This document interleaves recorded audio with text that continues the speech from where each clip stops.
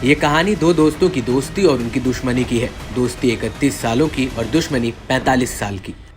ये दुश्मनी अब भी जारी है, बल्कि यूं कहें कि ये दुश्मनी अब इस हद तक बढ़ गई है कि पहली बार दोनों के बीच जंग के आसार बन गए हैं। हम बात कर रहे हैं ईरान और इजराइल की। बीते 14 अप्रैल को रात के अंधेरे में आतिशबाजी सा वो मंजर, असल में उसे मौत की आहट ही कहेंगे। वो आहट जो अब ईरान और इजराइल के साथ साथ दुनिया भर को सुनाई देने लगी है, क्योंकि वो तस्वीरें थी ईरान की तरफ से धनाधन दागी जा रही उन मिसाइलों की जिनके निशाने पर इजराइल है।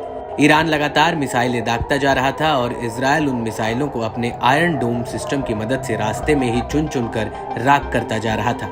वैसे तो इस हमले में किसी के जान की नुकसान की खबर नहीं है। इजराइल ने हमास के कब्जे वाले गाजा में जब से अपना सैन्य अभियान चलाया है, तब से फिलिस्तीन के कई चरमपंथी संगठन सक्रिय हो गए हैं। इतना ही नहीं, ईरान के समर्थन से ये संगठन इजराइल पर भी हमलावर है।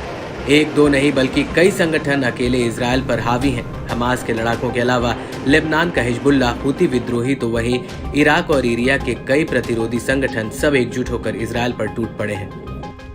अब इराक के इस्लामिक प्रतिरोध ने दावा किया कि उसके प्रतिरोध सेनानियों ने ड्रोन का उपयोग करके इजरायली ओवडा हवाई अड्डे को निशाना बनाया। इस्लामिक रेसिस्टेंट ने कहा कि उसके प्रतिरोध सेनानियों ने 15 अप्रैल को ड्रोन का उपयोग करके कब्जे वाले क्षेत्रों को इजरायली ओवडा हवाई अड्डे को निशाना बनाया।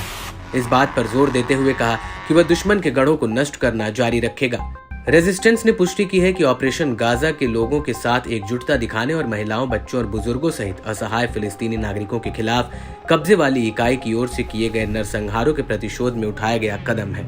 हाल के महीनों में इराक एक प्रमुख गुट इस्लामिक रेजिस्टेंस ने इजरायली ठिकानों पर हमलों की एक छड़ी सी लगा दी है। इस्लामिक प्रतिरोध ने इजरायली हवाई अड्डे की ओर ड्रोन लॉन्च करने का एक वीडियो भी दिखाया है। पिछले हफ्ते इराक में इस्लामिक प्रतिरोध ने घोषणा की उसने इजरायली कब्जे के खिलाफ अपने लगातार अभियानों के तहत हाइफा तेल बंदरगाह को निशाना बनाया।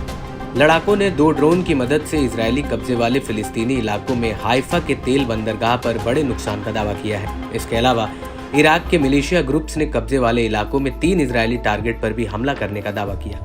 इस जंग में एक तरफ इजराइल के साथ अमेरिका, ब्रिटेन और जर्मनी जैसे ताकतवर पश्चिमी देश हैं, तो वहीं दूसरी तरफ ईरान के साथ लेबनान, सीरिया और फिलिस्तीन जैसे पड़ोसी देश हैं। इन दोनों खेमों की तुलना करने पर सैन्य ताकत में बेशक ईरान इजराइल पर भारी पड़ता नजर आता है, लेकिन चूंकि इजराइल को पश्चिमी देशों का साथ है और वो खुद एक मजबूत न्यूक्लियर पावर है, दुनिया में इजराइल का खौफ ज्यादा है।